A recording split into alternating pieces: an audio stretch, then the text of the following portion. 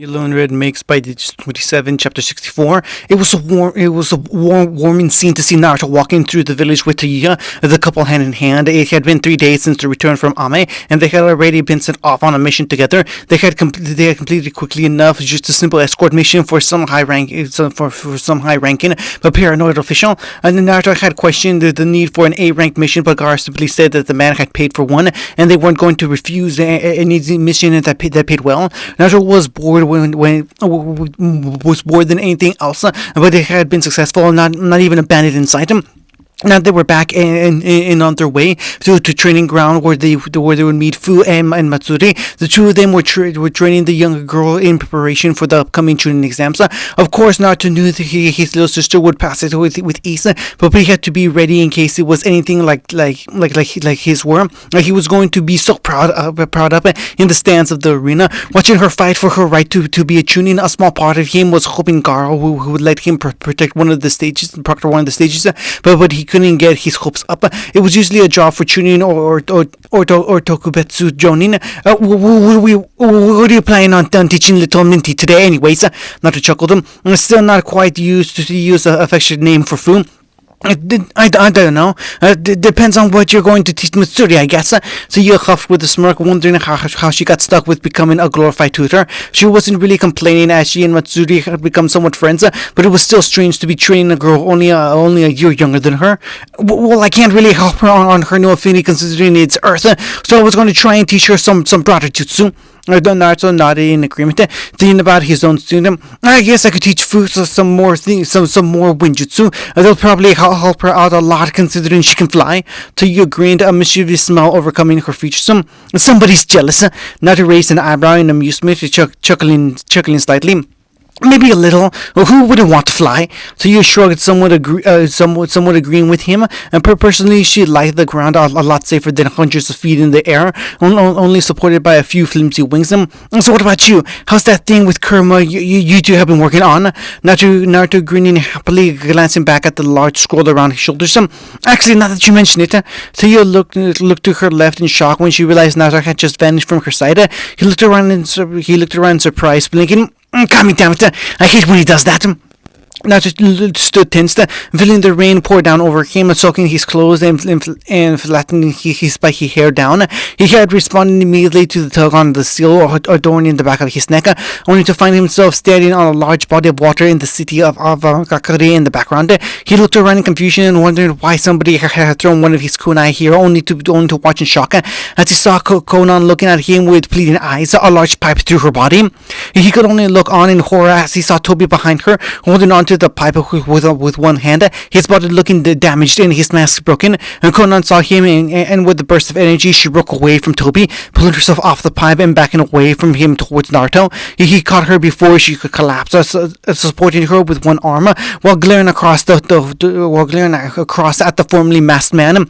Konan, what's going on? The blue-haired woman grit her teeth from the pain in her stomach, but managed to stand on her own feet.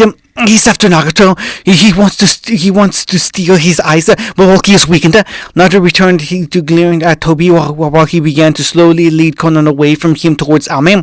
And go, protect him. I'll deal with this guy.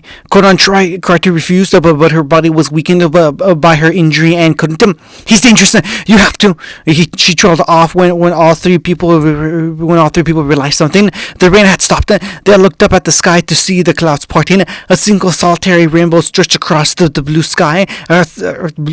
Konan's eyes widened at the sight, not remembering a time when Ami's skies had cleared naturally. She smiled, taking it as a sign as she broke away from Naruto's arms. Thank you, Naruto, and good luck. With that, she slowly made her way back in the direction of the city, not risking using her dance of the Shikigami to fly there in her condition. Naruto suddenly caught a movement out of the corner of his eye, diving quickly as he caught the sharpened pipe before he could spear Konan again. He turned his glare back to Toby, who stood impassively on the calmed water. Your point is me. The man with the cracked orange the man with the cracked orange mask just chuckled darkly as he stared at the young blonde. It would seem so. Dr. cracked his knuckles menacingly as he removed his coat, instantly feeling lighter as the weighted clothing was removed. He did the same thing with his joining jacket and scroll, placing both on a nearby rock that just out of the waters. As he turned his attention back to Toby, the man had removed his mask entirely. Apparently, it was now doing more than harm than good anyway. Naruto was almost disappointed with what he saw. The mask had made the man so mysterious, but beneath it was just a man with a Sharingan. His left eye somehow was closed and bleeding, while the right side of his face was heavily scarred and warped. Naruto put it down to something Conan. Naruto put it down to something Conan must have done as he settled into his taijutsu stance, taking a deep breath. Tobi, on the other hand, seemed unconcerned. Naruto didn't take being underestimated all that well. He charged forward at an impressive speed. At the speed even Toby Sharingan had difficulty keeping up with. All he left behind was a stream of kicking up water before he was already in front of his enemy. Toby didn't even move as he allowed all of Naruto's high-speed attacks to phase right through his body, none of them landing for even a second. Even though he wasn't connecting, Naruto maintained his counterattack. Toby watched on with a raised eyebrow and amusement, not having moved an inch since the fight started. After about 2 minutes of this, his remaining eye narrowed, and in a lightning fast move, he grabbed Naruto's wrist, pulling him up in the air before slamming him back down into the water. Instead of allowing his body to be painfully smacked into the sea, not to let himself sink underneath the waves, he just floated there for a few seconds as he tried to come up with a plan. Preferably, he would have liked a bit more foresight before engaging Toby, but Conan had kind of dropped him right into it, so he had to make do. He grimaced before swimming to the surface, but put himself up onto his feet as he once again took to staring across at his opponent. You just got going. You just going to stand there and do nothing. Toby shrugged once again, annoying Naruto with how nonchalant he could be. Naruto tried to surprise him by suddenly throwing a kunai straight at the man, only for him to allow him to face his body. He turned with a smirk to catch Naruto as soon as he emerged from his Fuji no Iki. But his eyes opened wider in surprise when he felt a searing pain through his back. Rasengan! Toby was launched forward, skidding across the surface of the water, almost comically. Before he caught himself, he stood up, grimacing from the pain of the attack, rolling his shoulders to ease it out.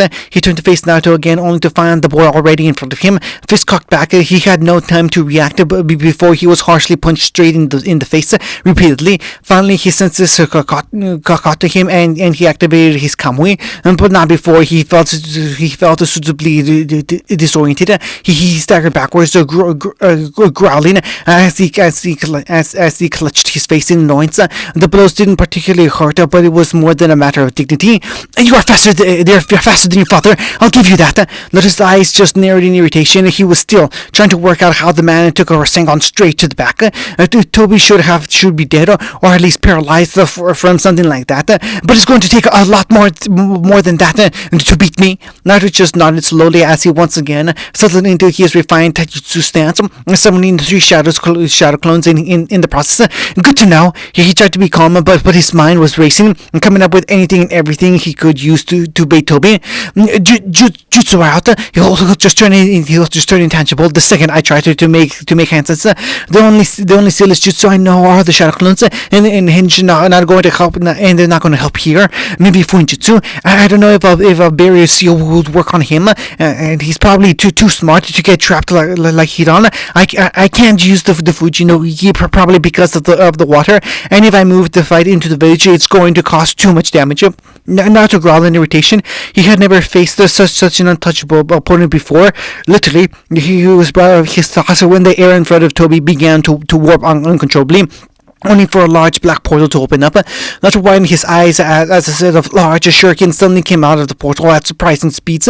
He dived to the side to avoid them, but was forced to sacrifice the shadow clone as it dived in front of him. He rolled to a stop on the water, hurtling, getting up and looking around to try and find any other traps. Well, that was new, but I felt him at that time. It seems he has to stop being intangible to use any jutsu, including that strange one like that portal. That's That's the only time I can attack him, but how can I get to him fast enough before he can reactivate him? Naruto practically slapped himself on the forehead in irritation as he remembered about his swift release, and now he just had to find an opportunity to use it. Toby didn't seem all that intent on giving himself such an opportunity as the air around him twisted again. I expected another attack, not to tense, but this time the portal simply expelled something into Toby's waiting hands. He was surprised when it just seemed to be some kind of large fan, that the kind of weapon ancient shinobi clans would use. He didn't doubt its effectiveness, though when the Sharingan wielder suddenly rushed him, bringing about the fan and a heavy downward swing, surprised by the man's sudden burst of speed. Naruto could only dodge on reflex, but he was swiftly put on the defensive as Toby continued his assault. Naruto would back away and thinking he was safe, only for Toby to appear around him randomly, swinging the obvious weighted fan. Naruto would keep him in his line of sight and move away, only for the man to suddenly release the fan, guiding it towards him via a chain that proved to be surprisingly maneuverable. Naruto suddenly found himself at disadvantage both in close and long range combat, unable to touch his opponent. The only thing Toby was even tangible when he was attacking. It confused Naruto as such a technique must be unbelievably taxing, yet he showed no sign of fatigue. Naruto decided that he was at a greater disadvantage at range and quickly closed the gap between them. Likewise, Toby retracted his battle fan, bringing it up in preparation for any attacks Naruto might bring. As they continued their fights, Naruto trying to attack Toby while he just turned intangible, while he would in turn attempt to counterattack, only for Naruto to dodge with his light and fast reflex. If anybody had been watching, they might have called it the most immunely matched fight they had ever seen, and neither combatant even seemed remotely tired yet. Finally, in a move of desperation, Naruto broke himself of his natural urge to dodge the weighted fan. Instead, he caught it, instantly regretting it. He felt his arm breaking in more than 3 places as the incredibly heavy fan smashed through his arm. However, it accomplished what he had wanted it to. It surprised Toby long enough for a second that Naruto to suddenly appear out of nowhere, viciously cracking Toby in the back of his head with a devastating kick that sent the man flying across the water. The Sharingan user stood up in irritation as he watched the Naruto he had been fighting wave to him cheerily before poofing away in a cloud of smoke. Rasengan! Toby looked up in time to see Naruto right above him, rotating sphere of chakra in his hands. He quirked an eyebrow up quizzically as the blonde simply passed straight through him, crashing into the waters beneath him. A few moments later, and wet and soaking Naruto pulled himself up out of the sea, a look of irritation adorning his features. I really have to do something about his intelligibility. He let his mind simmer on that as he produced a few shadow clones, letting them charge forward to keep Toby occupied. To his surprise, the man let him get close enough only to open up a dark portal in front of him. Most of the cloned blondes were too surprised to react and were quickly diced apart by the shuriken that were fired out at incredible velocities. One, however, managed to dodge in time, and in a strange twist of fate, he was sent stumbling through the portal by his own momentum. It promptly closed behind him, leaving a slightly dumbfounded Naruto and an amused Toby. The latter quickly pointed his battle fan at Naruto and smirked while the former growled as he charged at the man. The clone blinked in surprise when he realized he was no longer standing atop the seas near Ame. Instead, he was standing on a large, strange floating platform of pure white. He looked around, seeing a multitude of others, similar platforms that simply floated in a large void of absolute black. It just seemed to stretch on forever as the lights that illuminated the area that the clone was in weakened the further he looked. Unsure what to do with himself now, the clone sat down on the strange cuboid platform. He wondered if he should dissipate, at least inform the boss of the strange place, but he wasn't sure what would happen. He didn't seem to be even in the same dimension as the original, so he couldn't be sure that information received would work. He decided to explore instead, to see if he could find anything of use before giving the boss the useless information. He placed the Fuji no Iki seal on the ground, not wanting to get lost or possibly missing a chance at going back. He suddenly had a thought and tried to lock onto any seals he could sense. He could sense him. It was remarkably weaker than what he was used to, but he could just about sense the original seal. I looked down at the marking he had placed on the floor and shrugged before hopping off onto another platform. However, as soon as he did so, he caught a flash of movement. Swiftly in surprise, he saw Toby back down on the platform he just left. Moving on instinct, he jumped at the man, rearing his fist back while the formerly masked man didn't even seem to notice his presence. He smashed his fist down on the man's face. He was suddenly surprised that he had connected him, but not as much as Toby was. The man turned to stare in his clone's direction in shock, but he didn't seem to be looking at him, more through him. The clone thought nothing of it and began to attack him again, this time continuing to connect devastating blow after blow. And Toby was trying to defend, but it was almost like he couldn't see the clone, which was confusing, as the replica clone could definitely see his opponent. After a certain amount of blows, Toby just grimaced in annoyance and suddenly vanished without a trace. Naruto wasn't sure what to make of what he was seeing. One moment he was attacking Toby while the man let his blows phase through his body. The next he suddenly recoiled as if struck by a powerful punch. And then Naruto had hit him, and even if Naruto hadn't hit him, and even if he did, the man was still untouchable. And then it happened again and again. Toby was slowly forced back as he seemingly fought an invisible opponent who neither of them could see. The strange thing was that the mystery attacker was actually managing to land his blows, not phasing through Toby. The blonde saw him grimace as he allowed his body to become solid again. Of course, Naruto immediately took advantage of this and prepared his attack. To his surprise, Toby actually defended this time using his battle fan to block Naruto's hitting claws, while at the same time he attempted to counterattack him. Naruto didn't understand why he suddenly had the advantage, but he wasn't complaining. He used his immense speed to overwhelm Toby, forcing him to bring his fan around in sweep arcs just to defend against him. Finally, he activated his swift release of forcing chakra into his muscles and out of his tenketsu. As time slowed around him, he rushed forward, noting that Toby's single Sharingan eye swift to follow him while his body was unable to match his reflexes. Naruto got in about 10 very powerful blows all across Toby's body before the man finally activated his ability, and Naruto simply passed right through him. Not one to waste chakra, he disengaged his swift release as he suddenly watched Toby begin to defend against the phantom attacks again. This time Naruto observed, knowing that he couldn't hurt Toby anymore, trying to figure out just what was going on. He noticed Toby flicking backwards, landing some distance away before he began to swirl there, creating a vortex around his eye. Naruto realized what he was doing and quickly threw a kunai in his direction, but it was too late. With an irritated wink, Toby vanished.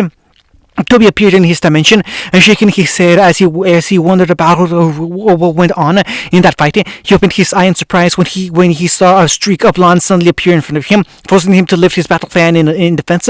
He skidded back a few feet when the violent attacker struck home and looked up to see a grinning Naruto stare him down. Toby could only widen his eyes in surprise, wondering how the blonde could have possibly reached him here. How did you get here? The blonde clone just shrugged before he went on the defensive. It only had limited chakra, so it tried to keep moves as least taxing as possible. However, that proved to be a mistake as Toby noticed the blonde seemed to be holding back. He capitalized on this brutally and relentlessly bringing blow after blow from his battle fan down on the swift Uzumaki. The clone couldn't sustain this kind of assault for much longer, and in a last ditch attempt, suddenly ducked under one of Toby's slightly sloppier swings. He dived forward, and Toby expected another punch, reacted accordingly, pulling his body out of the way. However, he didn't expect the clone to suddenly latch onto his cloak, pulling itself in before wrapping the man up in his arms. Boom! Toby's eyes could only widen in surprise as the clone wrapped around his body, and suddenly exploded right in his face. Naruto reeled at the sudden influx of information as his clone dispelled itself rather violently. He felt himself blow apart painfully for a moment before it faded as a memory. He took in everything the clone had learned, and suddenly all those phantom blows Toby seemed to take made sense. Interesting. He displaces his body into some kind of other dimension, but keeps his form here, switching between them at will. But my clone could interact with him while he displaced to the other dimension, while I could deal with him out here. He smirked at the stroke of luck, especially considering his clone placed the seal in the other dimension. Now wherever Toby ran to, Naruto could always find him. Then again, he didn't really want to risk teleporting to another dimension that seemed to have been created out of nothing by someone else. The risk of getting stuck there worried him greatly. Dying of dehydration did not sound particularly nice. He wondered what had happened to Toby. That the point blank explosion should have been enough to deal with most people, but he had already taken a Rasengan and hardly felt it.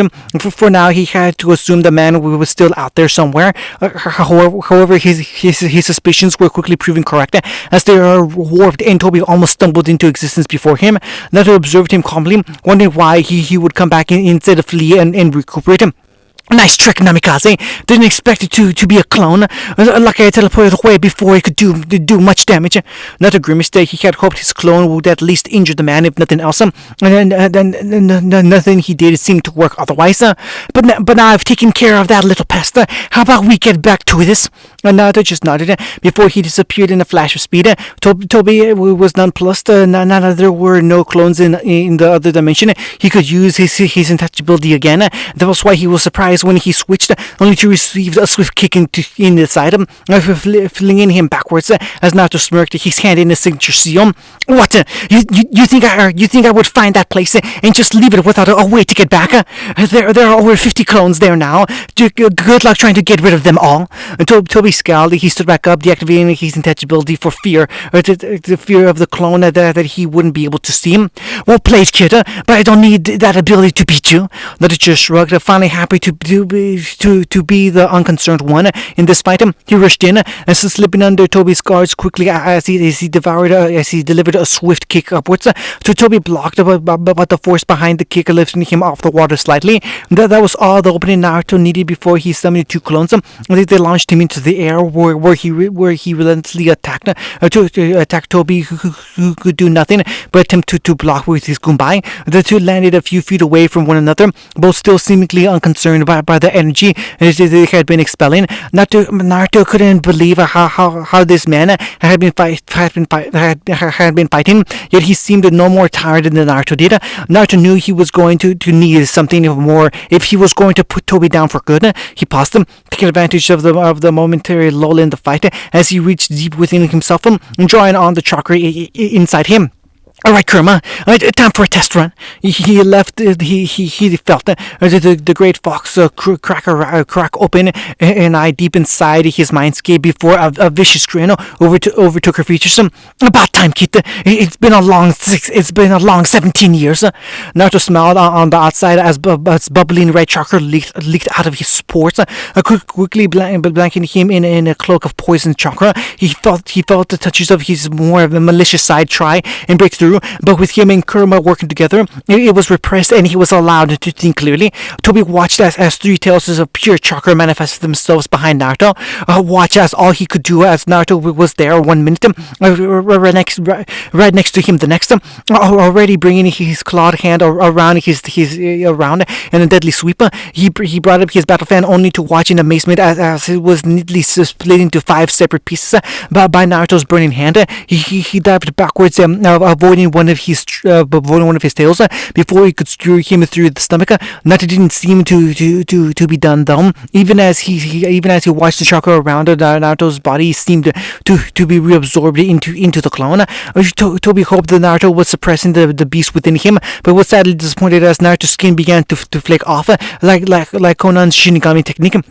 Soon all that was left was a miniature cube made of pure swirling red chakra. Naruto's face was practically gone. His eyes were just two white holes, while his mouth had degraded into a jagged split. The cubified Naruto still fully in control of his mind, grinned maliciously, feeling the rush of power through what he guessed he could call his body was amazing. He leapt forward, taking Toby by surprise as his body seemed to stretch in order to reach him faster. He found himself dodging claws and tails that wanted nothing more than to rip his limb wanted to rip his limb from his body. However, he did manage to surprise Naruto when he caught one of the savage blows with his right arm, simply not even feeling the colossal impact despite skidding back more than a few feet. Using that moment of hesitation, he smirked and punched Naruto right in the face. However, with the QB's influence guiding him on how to use his new body, he quickly absorbed the blow. His head retracting into his body, it re-emerged along with a clawed hand out of his chest, taking Toby by surprise again before he was swatted backwards. Naruto grinned, loving how easy this all felt. He wanted more of this, and like that, two more tails quickly grew out of his body. Bones manifested themselves off his body as a spine, and then a skull took shape, increasing his power greatly. Naruto roared out in delight, and Kurama could only do the same. With each tail, he felt her own power increase, her own partial freedom grow closer. Wasting no time, she directed even more of her chakra into Naruto's body as he suddenly expanded, falling down onto all fours. Toby watched in mild intrigue as the bones that had surrounded Naruto like armor sunk into his body, glowing as the entire cloak took on the form of Kurama. He knew he had to stop this soon before he was facing the Nine Tails itself. But he could think how. Like the bones had before, muscles suddenly weaved themselves into existence as the eight tail took form. Malevolent chakra now flooded the air in a mist as the watchers around them were sent into frenzy, as if caught by a storm of titanic proportions. Toby was now looking at the QB itself, minus the fur, as two red slits opened to stare down at him, while its now toothy mouth grinned in sadistic pleasure at him. At this point, Naruto finally felt his own consciousness overshadowed by one much older and more powerful than him. He woke up with the usual feeling in his mindscape, only it had changed. It looked like he was staring down at a miniature version of the battlefield he had just been standing on. There was a tiny Toby looking up at a nearly complete Kurama. The only thing stopping her from going all out was the brightly glowing seal around her neck like a collar. Naruto smiled as he looked down at her and a half-formed Biju grinning right back. How's freedom feel? Kurama stretched out like a cat might as the eight tails switched around behind her. Better than you could imagine, but it could be better. Naruto just nodded, knowing the ancient fox was talking about the seal around her neck. He pulled up his shirt, looking down at the complex and powerful seal that adorned his chest before twisting at the spiral in the middle. Instantly, seals shot out from the center, expanding up his arms in a black line of kanji and patterns. He stared at his palm with a smile, glad that it had worked up before walking over to QB. All he had to do was alter the seal around her neck, and she would be able to channel her full power through him. And as long as the goals were aligned, then they wouldn't harm him. He rested one hand on her back, stroking it lightly before he touched the seal around her neck with a single outstretched finger. Before he could do anything, though, he was suddenly tackled to the side, forcing him to tuck into a roll as he glanced left and right to find his attacker. His eyes opened wide as he looked at the man in front of him, currently between him and the QB, as he stared down at him. Long spiked blonde hair, a flowing white coat with orange flames. Konoha had been across his forehead. Naruto just blinked in surprise as he looked up at the fourth Hokage of Konoha no Sato. Dad. End of chapter 64.